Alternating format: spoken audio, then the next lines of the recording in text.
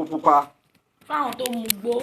Bẹ́ẹ̀ ni àwọn tó mu gbó wọ́n mu drug gbogbo anything tí kì í gbọ́ràn tí wọ́n kì í gbọ́ràn àyè tẹ́ ẹ̀ ń béèrè lọ́wọ́ mi tẹ́ ẹ̀ jẹ́ ń sinmi òun ni mo gbé jáde fún yín yìí o.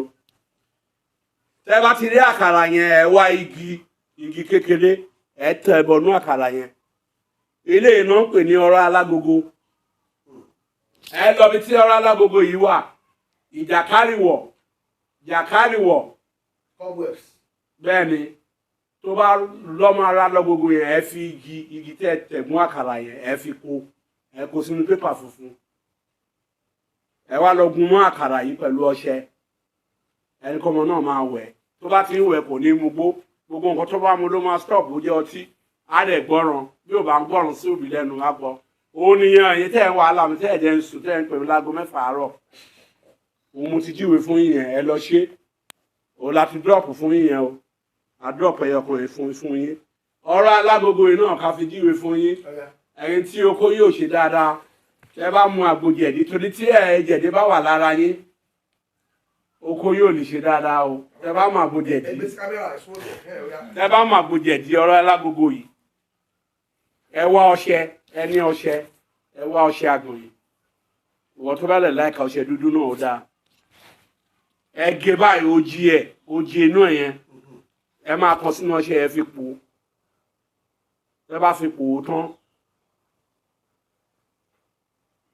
ẹ sọ sínú 7up ẹ sọ sí wine tó bá ní alcoholic díẹ̀ ẹ bá fẹ́ kó ṣiṣẹ́ dáadáa ẹ sọ sí wine tó bá ní alcoholic ẹ lo ọṣẹ dúdú fún ó lè active dáadáa ju ọṣẹ àgbẹ̀ni lọ ó wá tìbì yẹn lọ ẹ rí i pé okó yẹn máa ṣiṣẹ́ ẹ má lò ó ńgbà tí obìnrin ò bá sí lẹ́dọ̀ yín ẹ má mókó dání ni o so bó ṣe rí nìyẹn. Lẹ́yìn náà ẹni tí ẹsẹ̀ ẹ bá wú kó wá Oroalegogo yìí ọṣẹ ẹ máa ń wú ogun akọ aláǹgbá pẹ̀lú ọṣẹ kó máa fi fọ ọṣẹ yẹn ẹsẹ̀ yẹn máa fọn Oroalegogo nìyẹn àfà ọṣẹ yẹn àfà Oroalegogo nìyẹn tútù yìí náà máa lò tútù yìí náà máa gún mọ́ Oroalegogo tútù ọgùn mọ́ akọ aláǹgbá tó bá ti gún mọ́ wọ́n máa fi fọ ẹsẹ̀ yẹn máa fọn ó máa fà. Ẹni tí wọ́n tún lè gún náà kẹ́ gún mọ́ṣẹ́ kẹ́ máa ọfà ẹni tó bá lọ́fà ẹ lè fi fẹ́ kó mú ẹ̀kọ́ mu ẹ̀ṣẹ̀ dúdú ní kẹ́ gún mọ́ ẹ lè sọ sínú ọtí ẹ lè sọ sínú 7up ẹ lè sọ sínú wine tó bá ní alcoholic díẹ̀ bí 5% ọfà ni ilé ìta fún yín tó abọ́síbò lórí yẹn. Owutu FM ètò tó gbójú owó ní gbogbo Nàìjíríà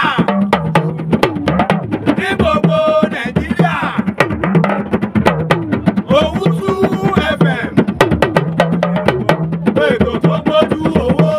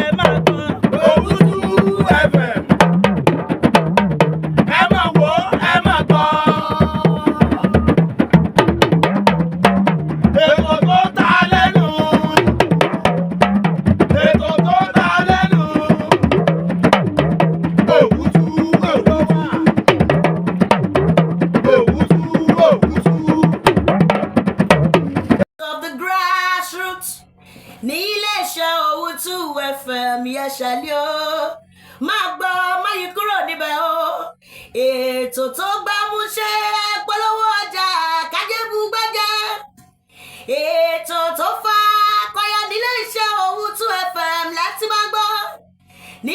Owutu FM, the mouthpiece of the grassroots. Yashali loriwe, níléeṣẹ́ Owutu FM. Mayikuro níbẹ̀ má gbọ́, Yashali náà ni. Thanks for watching. Kindly subscribe to our YouTube channel, Owutu FM Lagos. Bye.